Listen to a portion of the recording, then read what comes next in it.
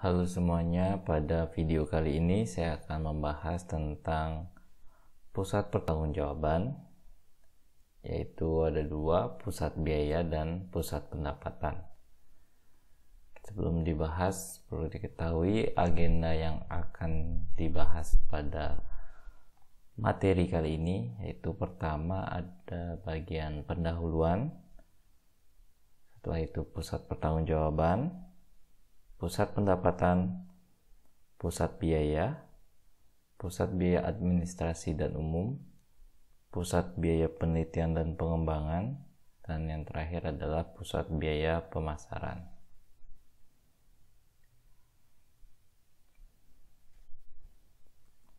Sekilas tentang pusat pertanggungjawaban, itu suatu organisasi dibagi menjadi bagian tertentu yang disebut pusat pertanggungjawaban. Pusat pertanggungjawaban merupakan unit yang membawahi suatu tugas tertentu. Jenis pertanggungjawaban itu ada 4. Yang pertama adalah pusat pendapatan, yang kedua pusat biaya, 3 pusat laba, dan yang terakhir adalah pusat investasi.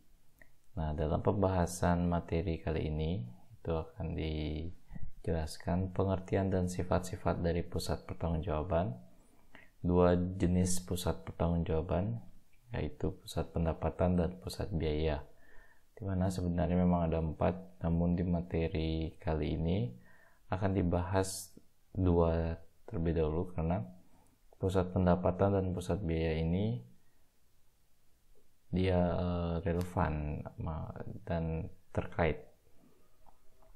Sedangkan pusat laba dan pusat investasi akan dijelaskan di bagian yang berbeda. Selanjutnya pengendalian pada pusat biaya administrasi dan umum, ada pusat biaya penelitian dan pengembangan, dan yang terakhir nanti akan dijelaskan pusat biaya pemasaran.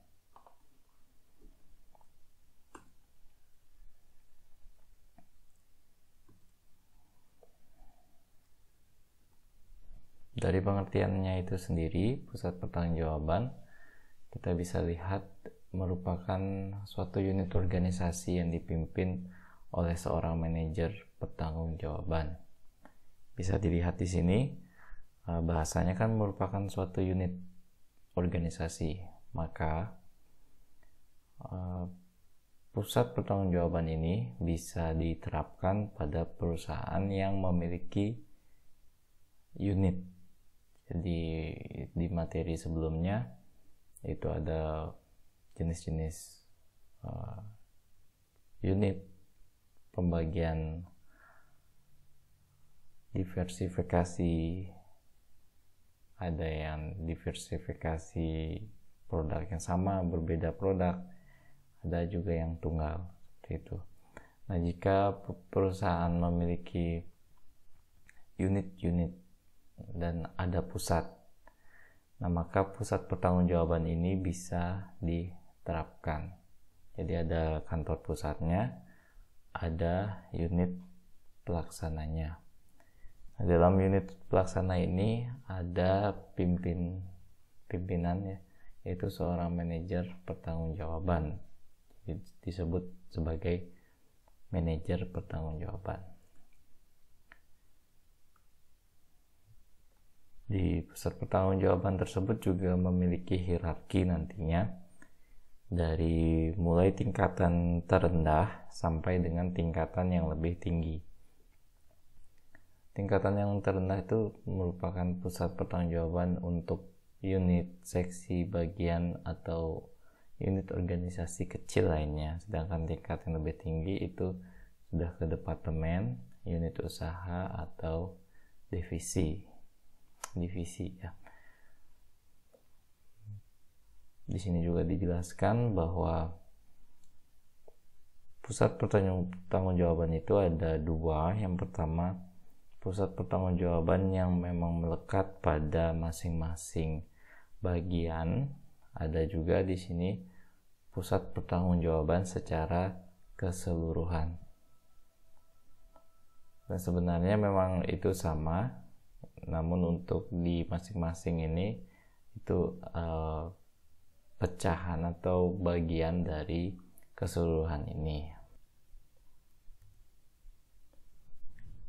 Dan untuk lebih mengenal sifat pertanggungjawaban, kita perlu mengetahui sifatnya ya. Pertama, pusat pertanggungjawaban itu dimaksudkan untuk memenuhi tujuan yang ditetapkan oleh manajemen puncak. Tujuan yang dimaksud itu membantu mengimplementasikan rencana strategi manajemen puncak. Cara kerja pusat pertanggungjawaban yaitu dengan mengubah input menjadi output, dan dalam pengerjaannya juga memerlukan modal kerja. Seperti contoh, seperti gambar ini, bahwa suatu input menghasilkan sebuah output memerlukan modal. Nah, pusat pertanggungjawaban akan ada di sini, bisa disebut sebagai pusat pertanggungjawaban biaya. Di sini adalah pusat pertanggungjawaban pendapatan, dan di sini adalah pusat pertanggungjawaban modal kerja ya. Yang nanti kita bahas adalah pertanggungjawaban di sini input, dan pusat pertanggungjawaban output. Nah, untuk memperjelas, ini ada ilustrasi sederhana. Nah, misalnya bagian A itu adalah unit yang memproduksi generator listrik. Dia memberikan ilustrasi bagian pembangkit tenaga listrik sebagai pusat pertanggungjawaban. Jadi unit ini perusahaan sudah memilih untuk melakukan sistem pertanggungjawaban unit. Maka unit bagian A, generator listrik ini, menjadi pusat pertanggungjawaban. Ini menggunakan input. Nah, inputnya itu bahan-bahan ya, bahan-bahan terciptanya listrik, ada uap, air, dan seterusnya. Itu melakukan pekerjaan, diolah bahan bakunya dengan tenaga kerja dan pabrik atau biaya overhead-nya, lalu menghasilkan output. Output ini adalah produknya. Nah, seperti itu. Pada bagian B, nah ini di dalam dunia nyata, kalau kita bisa contohkan ilustrasi di dunia nyata, itu pusat pertanggungjawaban mempunyai input berupa bahan baku, jam kerja karyawan, berbagai jenis jasa. Dan pusat pertanggungjawaban melakukan pekerjaan dengan menggunakan modal yang ditanamkan dalam aktiva lancar dan aktiva tetap, menghasilkan output berupa barang jika berwujud dan jasa tidak berwujud. Output akan digunakan oleh pusat pertanggungjawaban lain dalam perusahaan yang sama atau dijual kepada pihak luar. Nah, sedangkan ini bagian C,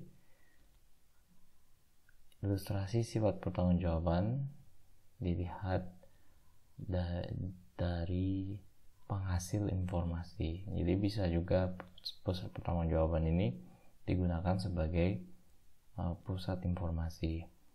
Jadi menunjukkan informasi tentang input. Yang kedua, aktiva yang digunakan untuk memproses input dan output. Itu terlihat juga dalam laporan informasinya. Yang ketiga, sumber daya yang digunakan untuk menghasilkan output sebagian besar berupa data biaya dan yang lain berupa data non keuangan. Di sana sudah terlihat pasti data biayanya, ada bahan baku, tenaga kerja, dan biaya overhead, itu sudah terlihat untuk menghasilkan output.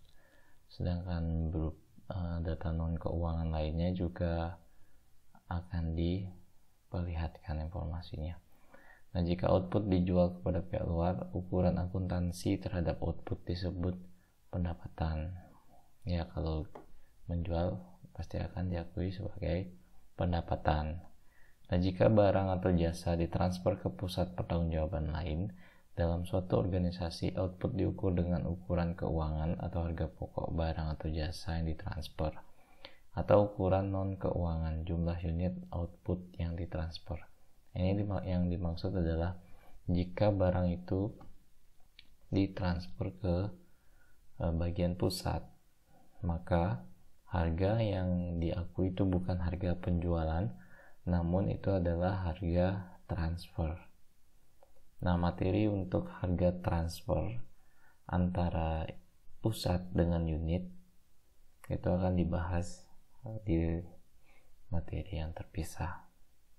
Jadi intinya, ketika unit mentransfer ke pusat, atau bisa dikatakan pusat itu adalah induk dan unit itu adalah anak dari perusahaan itu, ketika mentransfer suatu barang, maka barang tersebut berbeda perlakuannya dengan jika kita barang dibawa ke pihak luar atau ke konsumen. Kalau ke konsumen kan harga jual yang dikenakan, namun kalau transfer ke pusat, yang akan dikenakan adalah alat ukur tertentu, bisa jadi dan biasanya menggunakan data harga pokoknya. Nah, jadi seperti itu.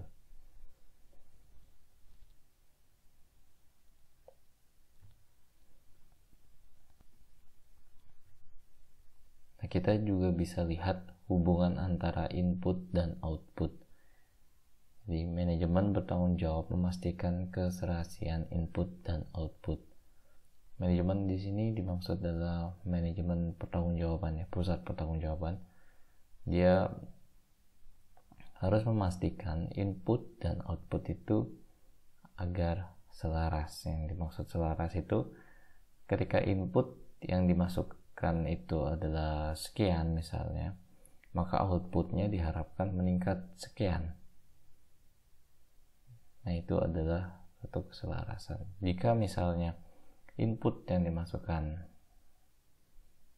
sudah banyak, bahkan kita meningkatkan input, namun output yang dihasilkan masih sama saja. Misal contoh, input menghabiskan 5 juta, sedangkan outputnya kita menghasilkan 10 juta. Ketika kita tambah inputnya menjadi 7 juta, outputnya masih sama 10 juta. Oleh karena itu, manajemen akan memastikan keserasiannya. Selanjutnya, di sejumlah pusat pertanggungjawaban, hubungan ini bersifat sebab akibat dan langsung.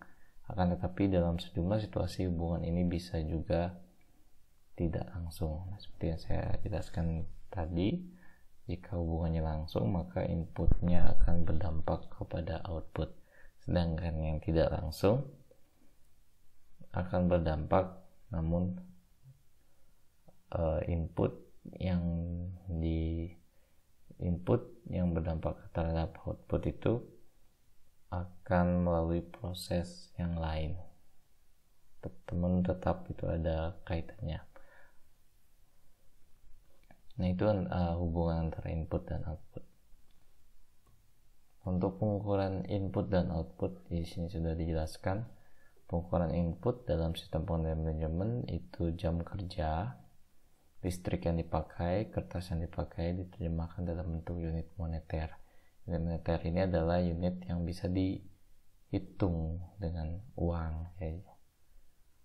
Harus bisa dihitung dengan uang. Saya jam kerja per jamnya berapa rupiah, nah, seperti itu. Listrik yang dipakai berapa rupiah per bulan. Nah, kertas yang dipakai berapa rim satunya,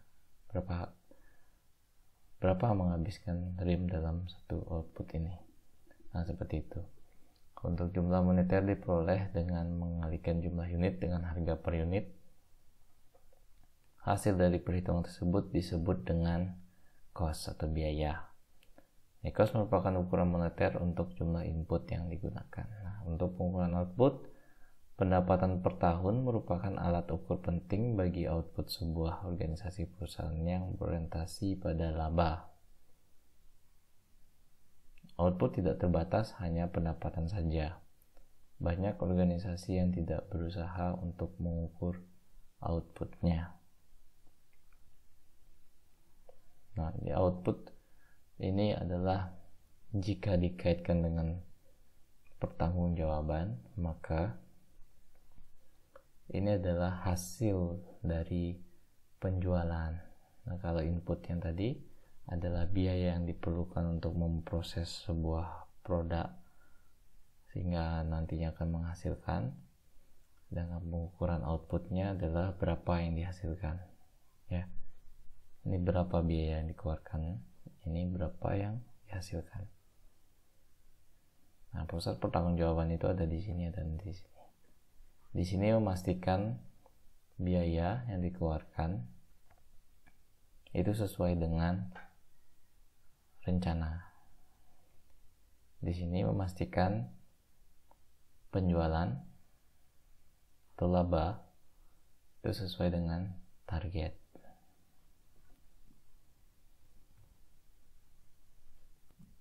Tentu untuk mencapai itu semua, menselaraskan antara input dan output, di sini dikenal ada efisien dan efektivitas.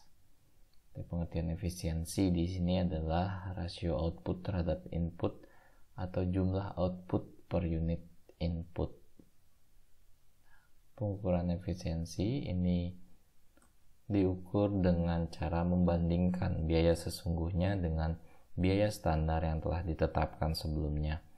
Tetapi ukuran tersebut bukan merupakan ukuran yang sempurna. Ini pengukuran efisiensi itu ada biaya yang dicatat bukan merupakan ukuran yang persis terhadap sumber daya yang digunakan, dan ukuran standar hanyalah ukuran ideal yang seharusnya dicapai. Nah, kenapa di sini dikatakan ini tidak merupakan ukuran tersebut, tetapi bukan ukuran yang sempurna? Ini dikarenakan yang dibandingkan adalah biaya standar. Nah, kadang biaya standar ini memang relevan, kadang juga tidak. Jadi perlu dievaluasi apakah ketidakefisiensian ini berasal dari penetapan standar yang terlalu tinggi atau terlalu rendah, atau memang pada saat implementasi biaya sesungguhnya itu ada kesalahan, entah kesalahan memilih bahan baku, kesalahan memilih supplier, kesalahan pada saat pengolahan, dan lain sebagainya. Nah, ini akan menjadi alat ukur. Jadi semakin efisien itu semakin rasionya semakin tinggi antara output dengan input. Ya, itu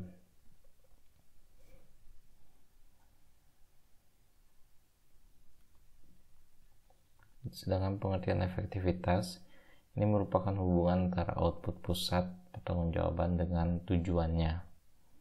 Jadi dibandingkannya dengan tercapainya suatu tujuan dari pusat. Apakah outputnya itu sudah sesuai dengan tujuan? Jika sudah sesuai, maka bisa dikatakan proses dari pelaksanaan unit tersebut sudah efektif. Pengukuran efektivitasnya, semakin besar kontribusi output terhadap tujuan, maka makin efektif satu unit tersebut. Efektivitas sering diukur dengan pertimbangan lain karena tujuan dan hasil akhir sulit diukur secara kuantitas. Nah, dalam pertimbangan ini juga tidak hanya mengandalkan atau berpaku pada kuantitas, namun juga diukur dengan hal-hal lainnya. Jadi misal perusahaan misalnya ada prestasi di bagian tertentu, itu menjadi penilaian lain lagi bagi pusat, bahwa mungkin saja kuantitasnya memang sedikit menurun, tapi di lain sisi perusahaan ini mungkin contohnya memiliki tanggung jawab sosial yang meningkat. Seperti itu. Jadi tidak hanya berdasarkan kuantitas saja. Dan efisiensi dan efektivitas ini saling berkaitan. Jadi setiap pusat pertanggungjawaban harus efektif dan efisien. Di sini menggunakan kata dan karena tidak bisa satu saja. Kalau sudah efisien, kalau sudah efektif harus efisien harus efektif, karena kedua ini merupakan bentuk juga pertanggungjawaban. Pusat pertanggungjawaban akan bersifat efisiensi jika mengerjakan sesuatu dengan benar, dan akan efektif jika melakukan sesuatu dengan benar. Seperti itu. Ukuran yang tepat untuk efektivitas dan efisiensi adalah laba. Jadi peranan laba ini merupakan, yang kita ketahui, laba itu merupakan selisih antara pendapatan yang merupakan ukuran output dan biaya merupakan ukuran input. Di sini ada kata ukuran output. Nah, karena di pusat pertanggungjawaban yang kita bahas saat ini adalah pusat pertanggungjawaban biaya dan pusat pertanggungjawaban pendapatan. Untuk pusat biaya itu merupakan ukuran input, sedangkan pendapatan itu merupakan output. Jadi pendapatan ada di outputnya, sedangkan biaya ada di inputnya. Jika ukuran secara keseluruhan tersebut ada, maka tidak perlu menentukan pentingnya efisiensi dan efektivitas.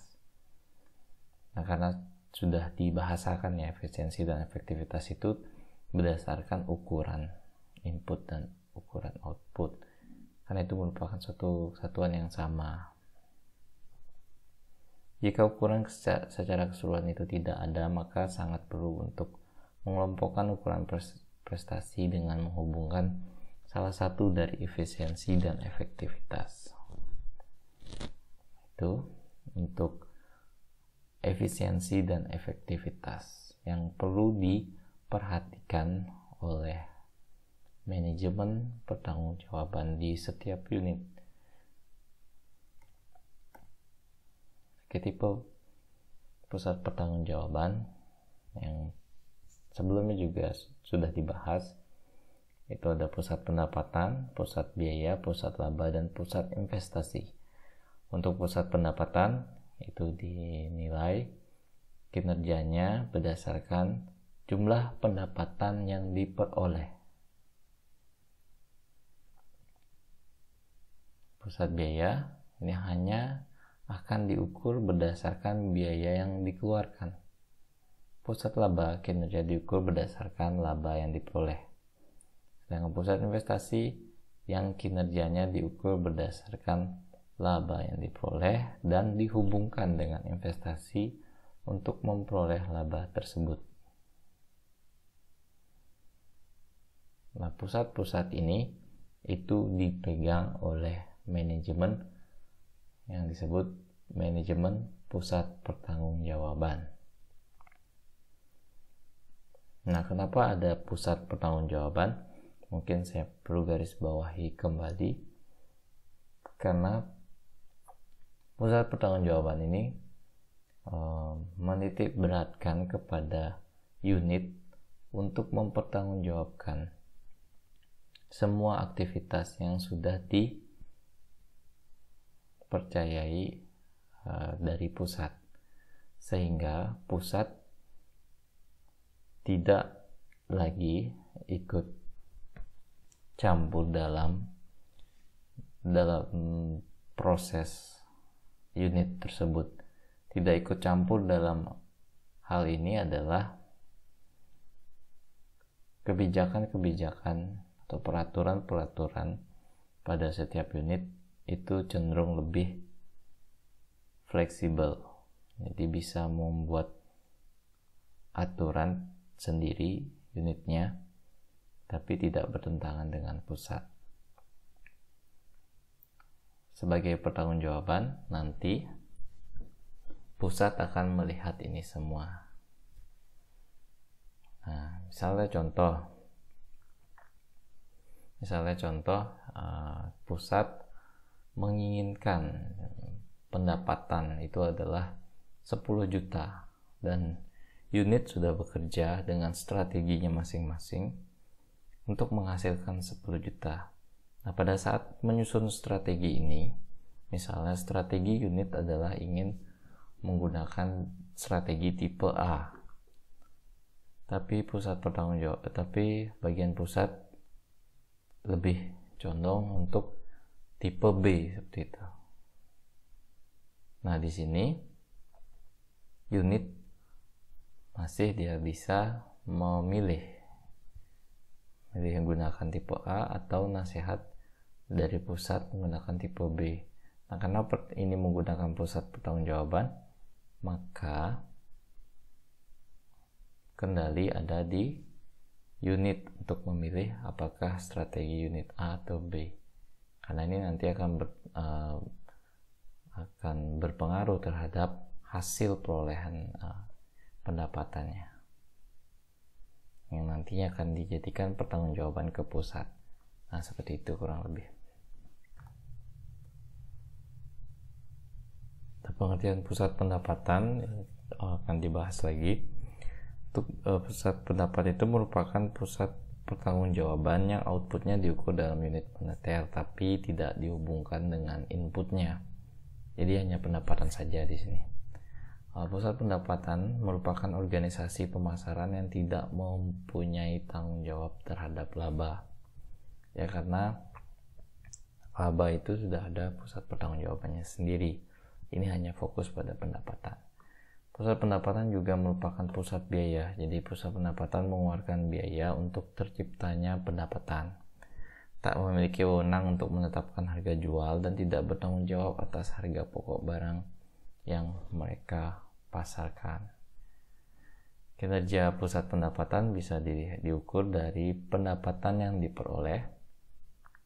Keberhasilan pusat pendapatan dilakukan dengan membandingkan pendapatan sesungguhnya yang diperoleh dengan pendapatan yang dianggarkan. Jadi bisa disimpulkan pusat pendapatan di sini dia tidak melihat laba, dia hanya fokus pada penghasilan pendapatan sesuai dengan apa yang sudah dianggarkan. Misalnya pusat menginginkan penjualan sekian gitu, misalnya 100 juta, maka pusat pertanggungjawaban pendapatan itu akan memastikan penjualan mendapatkan 100 juta. Seperti itu. Labanya berapa itu nanti dibahas di pusat pertanggungjawaban yang lain.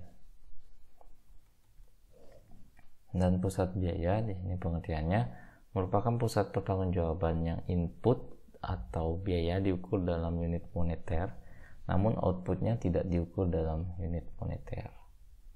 Ada dua pusat biaya teknik dan pusat biaya kebijakan.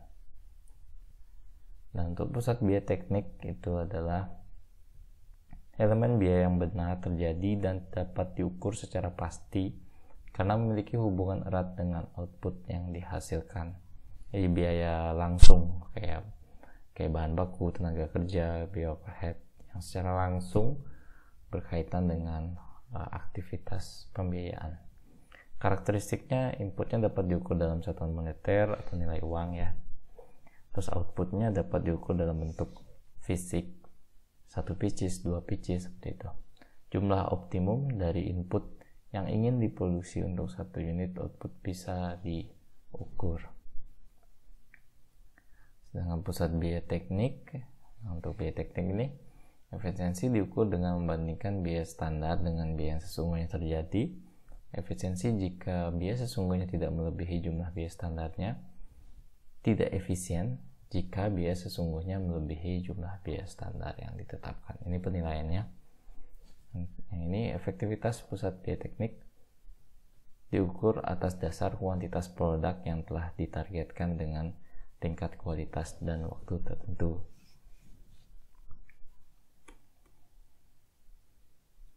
Pusat biaya kebijakan, ini pengertiannya adalah pusat biaya yang sebagian besar biayanya tidak mempunyai hubungan dengan output yang dihasilkan. Misalnya contoh, unit administrasi dan unit pendukung lainnya seperti Departemen Akuntansi, Departemen Hukum, Departemen Hubungan Industrial, dan Departemen Hubungan Masyarakat. Kenapa seperti itu? Karena bagian akuntansi, misalnya contoh, misalnya produksi baju yang berkaitan langsung kan itu adalah kalau baju kain, terus tenaga kerjanya yang memproses menjadi baju dan alat yang digunakan seperti itu. Sedangkan akuntansinya dia secara tidak langsung dia mempengaruhi produk tersebut. Tanpa akuntansi juga bisa. Namun secara jangka panjang, akuntansi diperlukan juga untuk informasi lainnya. Nah, seperti itu. Jadi sebagai pendukung, itu ciri-cirinya.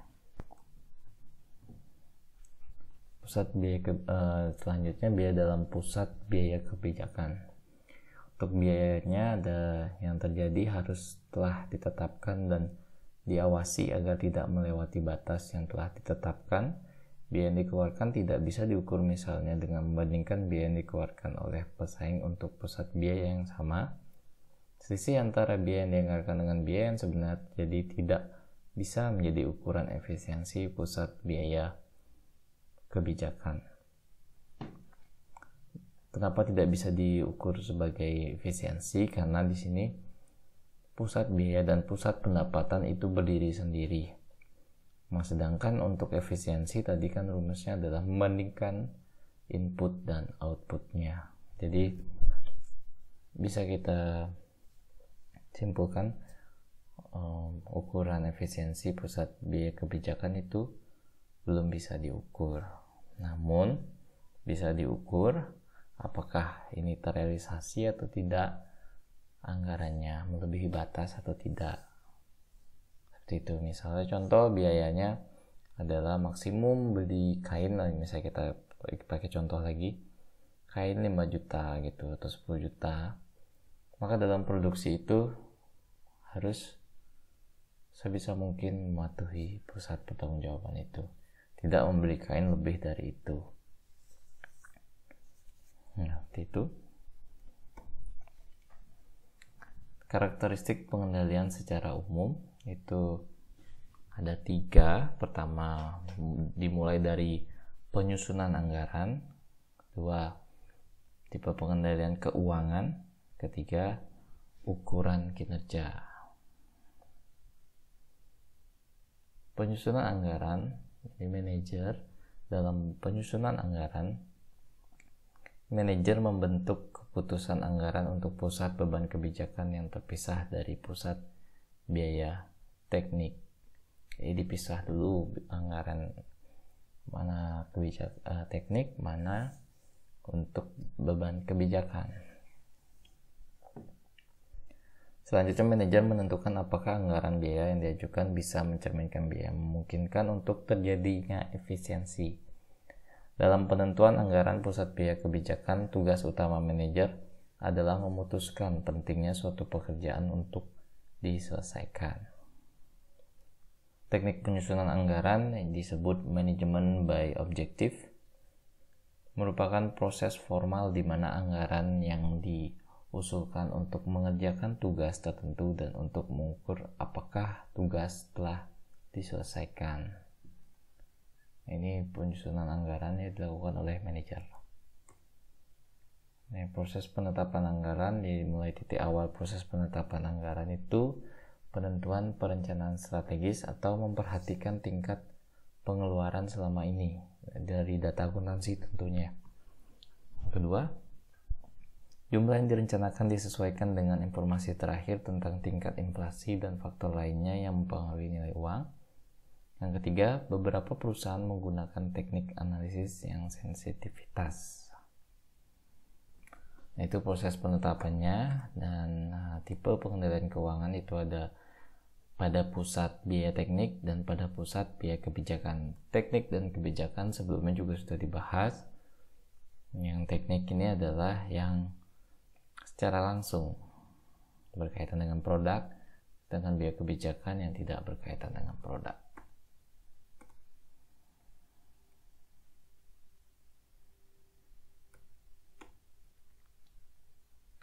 Ukuran kinerja untuk pusat biaya teknik efektif dan efisien, pusat biaya kebijakan juga diukur dengan efektif dan efisien. Namun bisa dilihat pusat biaya teknik itu mencapai output yang diinginkan, belanja sesuai dengan anggaran. Nah, sedangkan kebijakan mencapai output yang diinginkan. Jadi bagaimana caranya mencapai output yang diinginkan tuh ada nanti biaya-biaya untuk mendukung itu. Terus kepuasan pelanggan, entah itu biaya marketing dan sebagainya. Ini masuk ke biaya kebijakan. Sedangkan ini langsung ke produknya, jadi ya belanja sesuai dengan anggaran. Misal bahannya berapa ya sesuaikan dengan anggaran. Seperti itu. Pusat biaya administrasi dan umum. Pusat biaya administrasi ini masih di jenis-jenis biayanya. Jadi ada pusat biaya administrasi, ini termasuk diantaranya manajemen kantor pusat. Jadi manajemen divisi dan manajer yang bertanggung jawab pada unit staff. Ya, jadi orang bagian pusat yang dikerjakan itu akan munculkan biaya, dan itu akan dibebankan di pusat biaya administrasi. Pusat biaya umum merupakan suatu unit yang menyediakan jasa kepada pusat pertanggungjawaban lainnya, seperti misalnya fotokopi ya untuk sesama unit yang bisa digunakan seperti itu. Ini masalah pengendalian yang terjadi itu ada dua: kesulitan pengukuran output. Nah, jika output tidak dapat diukur, tidak memungkinkan untuk membentuk biaya standar dan mengukur prestasi keuangan oleh standarnya. Nah, ini menjadi suatu kendala karena pusat pertanggungjawaban ini menggunakan alat ukur ini. Dia harus dapat diukur ya. Tidak adanya keselarasan tujuan, dan manajer di bagian administrasi ingin mempunyai bagian yang bagus. Pusat biaya umum sering membebankan ke pusat pertanggungjawaban lain atas jasa yang mereka berikan. Di sini dapat dijelaskan jika sistem pertanggungjawaban ini, jika misalnya tidak ada keselarasan tujuan, contohnya ada unit A, unit B atau bagian pusat itu membebankan, misalnya contoh tadi fotokopi. Nah, fotokopi bagi unit, misalnya ada kebijakan seperti ini, bagi unit A, B, C dan semua unit, jika mau fotokopi untuk keperluan tugas, buat laporan dan lain sebagainya, itu tidak boleh fotokopi di luar, tapi harus fotokopi di bagian pusat gitu. Jadi semua ke bagian pusat, dan ternyata di fotokopi bagian pusat itu harganya mahal. Lebih murah kita fotokopi di luar gitu. Misalnya ini PTA ini gitu, unit-unitnya disuruh fotokopi di PTA itu karena dia punya usaha fotokopi gitu di unit atau contohnya gini, PTA memiliki unit A, B, C dan D. Saya ulangi, PTA memiliki unit 1, 2 dan 3. Di unit 1 ini dia memproduksi misalnya contoh usaha makanan. Di unit B, nah kita menggunakan jenis usaha diversifikasi ya, berbeda ada. Yang kedua itu adalah usaha jasa keuangan. Yang ketiga, jasa jasa percetakan. Nah, ada kebijakan kalau misalnya mencetak dan sebagainya, tolong jangan di luar perusahaan gitu. Jangan menggunakan jasa lainnya selain jasa unit 3 ini gitu. Jasa unit yang nomor 3 ini. Nah, yang menjadi permasalahan kalau misalnya manajer itu tidak selaras, maka kalau unit percetakan ini membebankan biaya cetak yang besar, lebih besar dari biaya cetak di luar sana, di luar perusahaan ini, maka biaya ini kan ditanggung oleh unit lainnya, sehingga untuk mengukur kinerja otomatis unit lainnya biayanya itu tinggi jadinya, padahal kan nanti akan diukur kinerjanya, labanya berapa, seperti itu. Yang seperti tadi itu kan misalnya unit jasa akuntansinya itu dia memiliki biaya untuk percetakan misalnya 1 juta jika menggunakan unit di perusahaan sendiri, tapi kalau di luar sana bisa dapat 800.000 atau 700.000, jadi lebih murah. Nah, di sana biasa tidak selaras. Seharusnya setiap unit itu saling membantu, jadi bersinergi mencapai tujuan perusahaan. Jadi bukan mengambil keuntungan dari sana.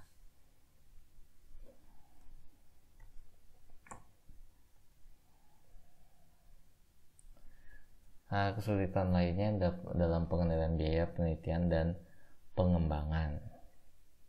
Di perusahaan memang ada untuk biaya penelitian dan pengembangan, jadi hasilnya sulit diukur secara kuantitatif, sulit mengukur hubungan antara output terhadap input satu objek yang diteliti sehingga menghasilkan produk membutuhkan waktu bertahun-tahun ya.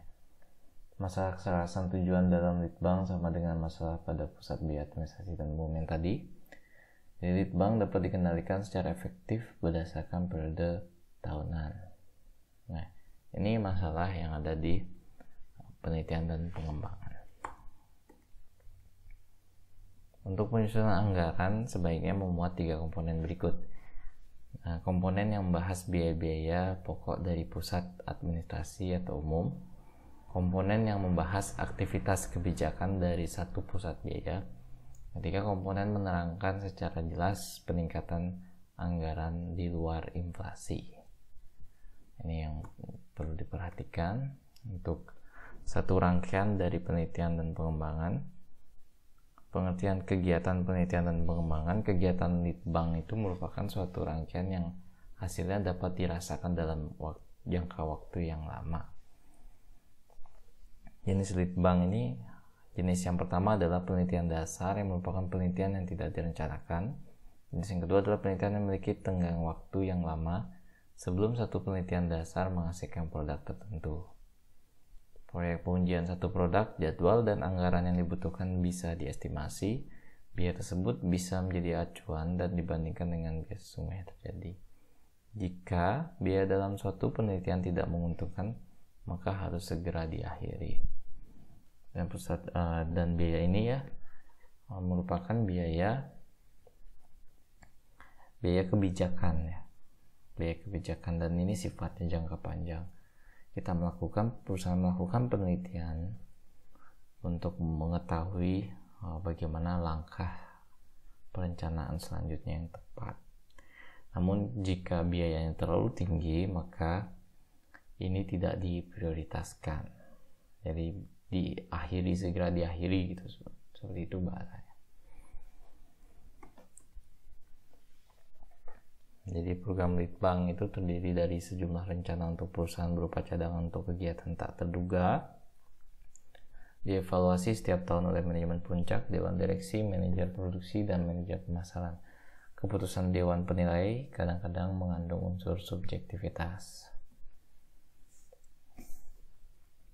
Ya, karena ini kepentingan ya, jadi kalau kita berbicara teori agensi, kadang juga Dewan Penilai ini memiliki unsur subjektivitasnya, jadi tidak sama rata jadi penilaiannya, namun juga akan bisa dilihat dari karakteristik dari setiap unit-unit itu. Jadi tidak bisa disamakan antara unit satu dengan unit lainnya.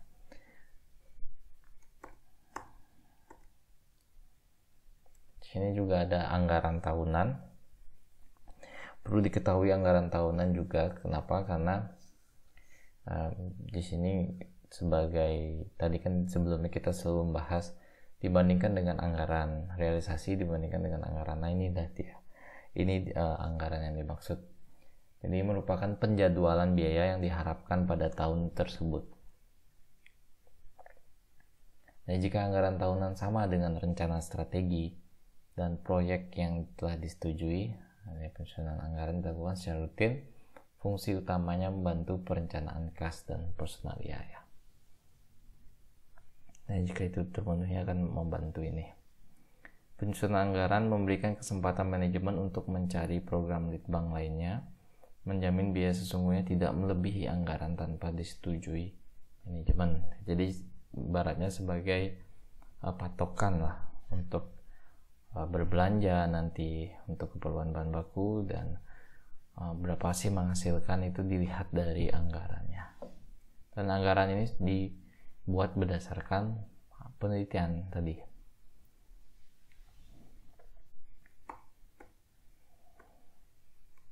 Nah, pengukuran kinerja biaya sesungguhnya yang terjadi harus dibandingkan dengan anggaran yang telah ditetapkan dan harus dilaporkan kepada manajemen puncak.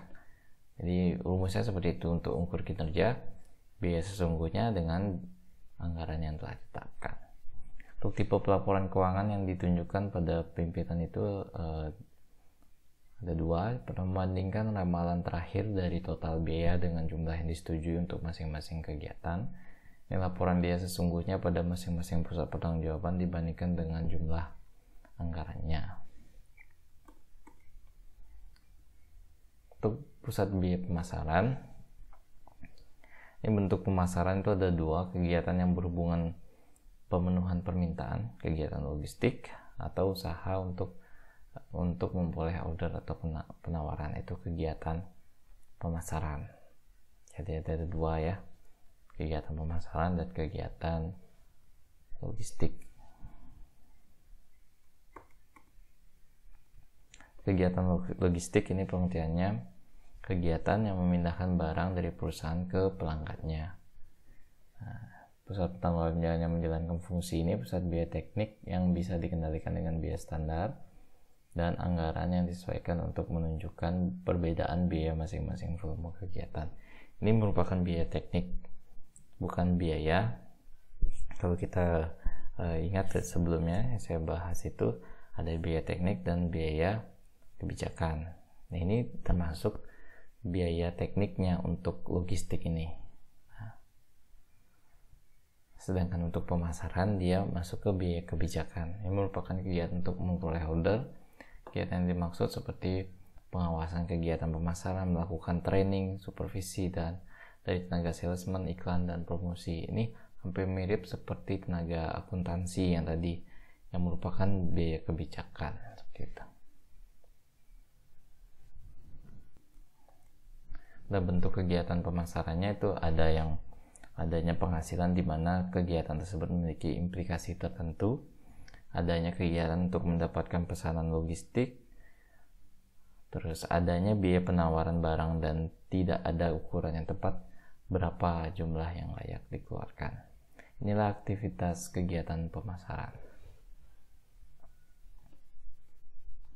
Baik, sekian informasi dari materi kali ini tentang pusat pertanggungjawaban biaya dan pendapatan.